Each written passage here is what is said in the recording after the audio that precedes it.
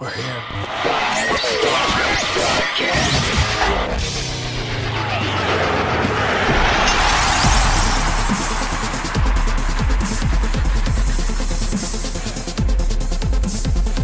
Hello and welcome to another edition of 5-Star Broadcast. I'm Andy Peck. And I'm Angelo Parenti. And this time we're going to start off by talking about some of the things that happened in this past week in wrestling and WWE. And the first thing that kicked off Raw this past week was Hulk Hogan came out and he started talking about the Andre the Giant Invitation Battle Royal that's going to be happening, or Memorial Battle Royal, sorry, that's going to be happening at WrestleMania 30. And I don't know, I think it's cool that they're, honoring Andre the Giant. He was the first person inducted into the Hall of Fame, and he's a big guy, I think it's cool. I'm just like, for instance, Big E's in it. Big E has an Intercontinental title. Does that mean he's not going to fight in the pay-per-view any other time for the belt? Yeah. Like, it's just... Yeah, that's one of the things, like, they could have put more emphasis on some of the titles and had matches, like you said, for Big E's Intercontinental title. I know there was talks about unifying the United States and Intercontinental title at one point. I would like to see that over having Big E in the match, but, I mean, I'm fine with the match itself because you're going to get guys like, look at the people that are in the match so far. You have Curtis Axel, you have Ryback, you have Fandango, Ziggler, Big E, Del Rio. Most of those guys, like Curtis Axel, Ryback, Fandango, none of them would be on this show otherwise, So yeah, that's cool. I don't see... in the Royal Rumble, dudes who are in the Royal Rumble and have separate matches too, because, WrestleMania is like they usually do 4 hours. Yeah. So they're... Plus the pre-show, so... Yeah, so they're gonna... If they put, Big E in the Rumble, they're gonna need... They don't have too many matches to do. Yeah. We're looking at Undertaker, Brock, Triple H and Daniel Bryan, Orton, Batista, the Battle Royal, and I believe that's it so far. Yeah, You'll probably have a Divas title probably match. A Divas match. There has to be something with the Shield. Yeah. I can't see them not fighting at WrestleMania. And probably a tag title match. Yeah. So, you're probably looking at about 7 matches for the card for WrestleMania. I don't know if Big E... he doesn't really seem... we're 3 weeks away today, and he doesn't really seem to have anything going to get him into a title match, so... There's also, Did Cesaro or Swagger put themselves in it at all? There was talks that Cesaro's gonna be in it, but I'm not sure. I don't think it's been officially said. But I could see them doing that and then having him win, and that'll be like his big thing for WrestleMania to give him a big push. Yeah. But I don't know. I read a couple different posts this week about saying how the Battle Royal is gonna be on the pre-show. But, I saw that too. Because it's going to take a while. Yeah. I don't know if they're going to do it like the Royal Rumble where everybody comes out. Well, yeah, it'll start with everybody in the ring at once, and then, it'll just clear out there. But, yeah, I don't know. To me, it would make sense to put it on the pre-show just because you could have the guys coming out, because that's a lot of people. If they're all making individual entrances, which, I don't know, they might just have them all come out at once, but if they're all making, individual entrances, they could do that from the 7 to 7:30 time slot as people are filling in the arena and everything, and then have the kickoff show start with that match. It makes sense to me for that alone. It kind of sucks that it'd be the pre-show, but, it's still WrestleMania. Yeah, I'm also interested to see what surprises we might see. Like people included in it? Yeah. But that's the thing, if they have them all come out at once, it's not much of a surprise. Yeah. You don't get that same effect as the Royal Rumble, but... Yeah. I guess we'll see. It's the first one, so... I hope they do it every year. I think that's kind of cool to have, a running theme and honoring Andre the Giant every year. I heard the trophy's going to actually kind of look like him, maybe? Yeah, I think it's going to be something like that giant one they had at Access. Oh, the one, yeah, because I was standing next to one. Yeah, that's pretty funny. But moving on, we have, away from that, like you mentioned WrestleMania, on Raw there was finally a lot of build-up to get matches on the card. Finally, since we're 3 weeks away. Yeah. But we had Undertaker and Paul Heyman on the show. I kept reading Undertaker has an announcement, and he didn't really make an announcement. Yeah, I didn't know. Like, I saw somebody else say that. I can't remember if I saw that they said he was going to make an announcement or if he was just appearing. I thought they said, and maybe I'm mixing this up, I thought they said Hogan had the announcement and Undertaker was appearing. They may have said both had an announcement, so I don't know. But, I don't know, maybe The Undertaker was going to make an announcement and Paul Heyman interrupted him and we'll get an announcement this week. I don't know.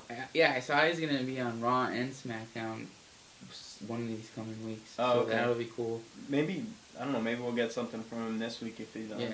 But overall, aside from whether or not he was supposed to make an announcement, I like the interaction between Paul Heyman and Undertaker. Paul Heyman kind of, built up the Undertaker, saying, he was a fan, he liked the streak. Yeah. But he was sending Brock to defeat him. I thought that was cool. I really liked all the stats he brought up about all there were so many different numbers, but Yeah, really like cool. Triple H hasn't won, 3 in a row or whatever. Yeah. John Cena hasn't won, 4 WrestleManias in a row or whatever, and then Undertaker's going on 20. It's crazy when you think about it. Mm-hmm. Undertaker's past 20 at this point, but yeah, when you sit back and think about how many wins he's had at WrestleMania without losing, it's just crazy.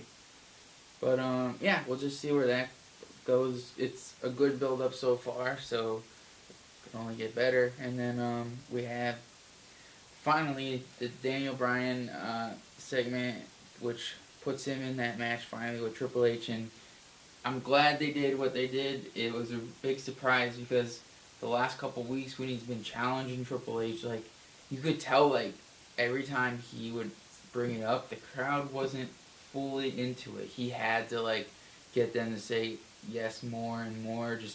But that was really cool when he thought that was all he wanted. Yeah. I mean, the whole segment, filling the ring with all these people that are, Daniel Bryan fans, and then, I read it was, some backstage people, some actual fans, but whatever. But storyline purpose, it's all Daniel Bryan fans, and they're, taking over the ring, and it was just an awesome sight to see, all those people just in the ring, yesing and knowing, and just carrying on. But I don't know, we've been talking about it for a while, and I said they need to add Daniel Bryan to this match. I think that's a cool way to do it because now you draw in a lot of viewers that are going to wonder, is Daniel Bryan going to beat Triple H to put himself in that match? I think yes. I think it's a no-brainer. He's going to be in that match. Whether or not he wins, I don't know. I would say yes. He almost has to.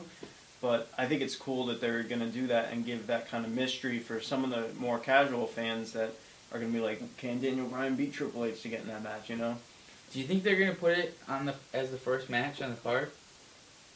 Could be. Because I don't think they're going to put it, right before the main event. But hey, who knows? It could be. It could roll right into each other, And then that would make him look like more of an underdog going into that match. He just comes off a big match with Triple H. And maybe, the Authority have it in their head, well, we're going to make sure we put Daniel Bryan through hell with Triple H and not give him any chance to rest before the main event, Yeah. I mean, yeah, it makes sense. But I guess we'll see how the card plays out. But I would imagine they'll probably give him some kind of break in between and not put them back to back. Plus, the crowd would be, I don't know. I was going to say the crowd would be so amped up from Daniel Bryan, Triple H, and Daniel Bryan winning that it would kind of suck the life out of Orton and Batista being added to that match. But it might just carry over and make for one huge segment where Daniel Bryan and the crowd are just so amped up. Yeah, and so it could go either way. And two, I'm excited to just see them two in the match, Triple H and Daniel. Yeah, it'll be a good match. Knowing that he's gonna move on to the main event, but I was even into when it was at first supposed to be CM Punk and Triple H, just because I'm not a Triple H hater, but the way he comes off on he does his part to be that asshole boss. To see someone, kick their boss's ass, why wouldn't you want to see that? Yeah. He hasn't been in action for a while, so it'll be cool. I mean, has Bryan fought Triple H before, or? I don't think so.